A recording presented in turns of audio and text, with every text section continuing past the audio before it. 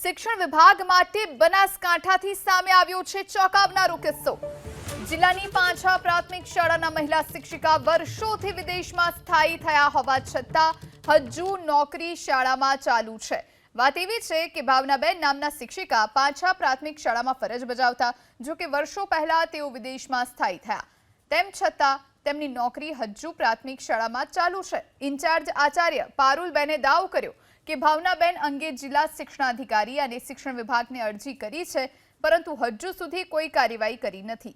તો જિલ્લા શિક્ષણાધિકારીએ દાવો કર્યો કે જે શિક્ષિકા 8 મહિનાથી ગેરહાજર છે તેમને નોટિસ આપવામાં આવી છે। ગેરહાજરી દરમિયાન કોઈ પણ પગાર ચૂકવાયો નથી। તો બનાસકાંઠાની દાંતા તાલુકાની 5 પ્રાથમિક શાળાની શિક્ષિકા ભાવનાબેન પટેલ ગેરકાયદેસર ગેરહાજર રહેવાના આ કેસમાં દાંતાના ધારાસભ્ય કાંતિ ખરાડીએ નિવેદન આપ્યું છે। વહીવટી તંત્રએ આટલા દિવસ શું ખબર રાખી એ સવાલ તેમણે કર્યો। તંત્ર નોટિસ આપવાની વાત કરે છે, પણ 8 મહિનાનો સમય વીતી ગયો હતો, તેમ છતાં કોઈ કાર્યવાહી કરાવી નથી। વિદેશમાં રહેતા લોકોને અહીંયા ના રહેવું હોય તો વહેલી તકે રાજીનામું આપીને જતા રહે।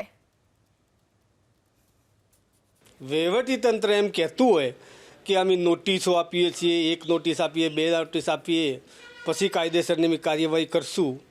ત્યાં સુધી 8 મહિના થયા। આ સ્થાનિક બાળકોનું શું કે ભાઈ આટલા દિવસોથી છોકરો કઈ રીતે હતા, કઈ રીતે કોણ ભણાવતું હતું, અને જો વિદેશમાં રહેતા લોકો અહીંયા શિક્ષક તરીકે ના શોભતા હોય તો વહેલી તકે એમને રાજીનામું આલીને જતું રહેવું પડે। જિલ્લા વિકાસ શિક્ષણ અધિકારીએ સુઝાવ એ લોકોએ શું ધ્યાન રાખ્યો?